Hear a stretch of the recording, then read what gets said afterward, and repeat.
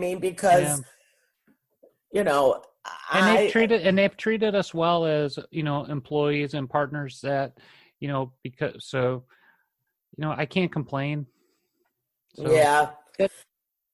Yeah, but I did notice that. I'm like, they have a drive-through and they weren't even open. And I mean, there's a lot of restaurants. Like Webster is a ghost town. Yeah. At night, like everything. I mean, I believe like Applebee's drive is open, but you can just go down Empire and it's just restaurant after restaurant after restaurant that's closed. I'm just like, honestly, people can't. They're going to lose everything. We got to do something. Well, and that's the other side of it. It's like, okay, so yeah, if we want to squash this, we need to keep our social distance and stay locked up for a good long time. But at the same time, you also have mental health issues. You also have domestic abuse. You probably have drug and alcohol issues that are going to come out of this. So you have these long-term effects that go much beyond just COVID-19. And, you know, now we're seeing stories, because I am a volunteer firefighter. You know, I got an email today from the department that I'm with that we know there are people that are having heart attacks and other strokes and other issues, but because of COVID-19, they're refusing medical attention. I've heard that. So how do we work with that population to make sure that they still get to the hospital to get the medical attention that they need for major health issues? The other really sad one I've heard is kids in school. So many kids rely on like the school lunches and stuff like that, and they're not getting any of that. See, now that they're home. Here they are. They're doing a lot of programs here. You can drive the school right down the street from me. You can pull in and get your lunch. But parents are but that's not meant for Cindy, though. I've been getting that lunch every day, Amy. Shush.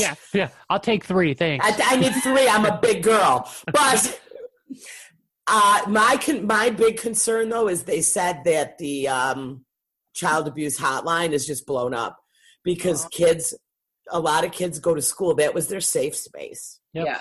It's sad. So a lot of abuse issues. I know we had a mental health counselor, family marriage therapist on a couple weeks ago on our podcast on Transformation Thursday, and she's talked a lot about mental health issues, especially revolving around the trans community and LGBTQ folks. You know, you got to find your safe space.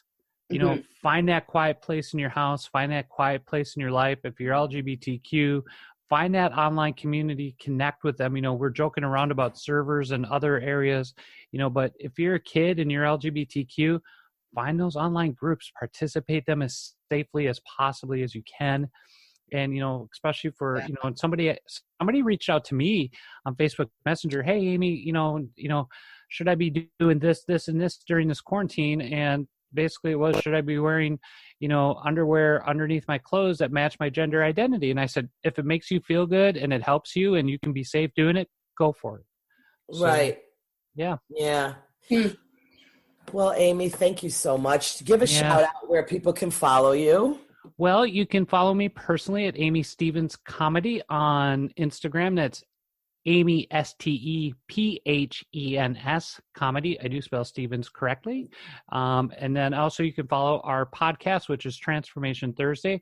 On Instagram and Twitter, we are at TransThursPod.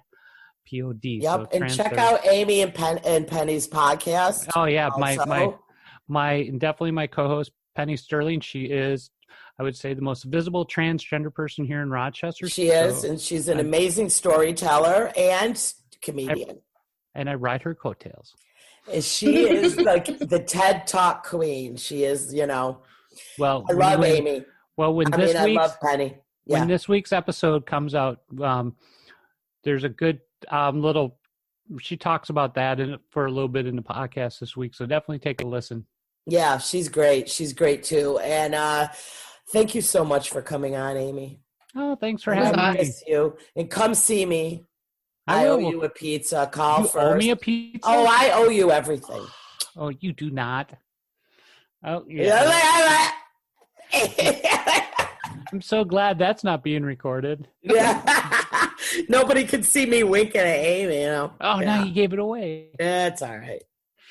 All right. Thank you, sweetheart. Well, thanks. And thank you, Jen. Thanks, Jen. It was nice meeting you. Where in Toronto are you? I'm in Barrie. Barrie? Oh, okay. You have friends in Barrie, right? I don't think she's down here. Yeah, my ex-wife, I live with her and the kids through this pandemic. That's fun. Yeah, it could be worse. At least I have a roof over my head. This is true. Yeah, but she has friends up in Barrie, so she's been up there a few times. Nice. It's a nice city. I like it. Mm-hmm. So definitely. All right, girls. Thanks, ladies. Good night. We'll talk to you soon. Bye. Bye-bye.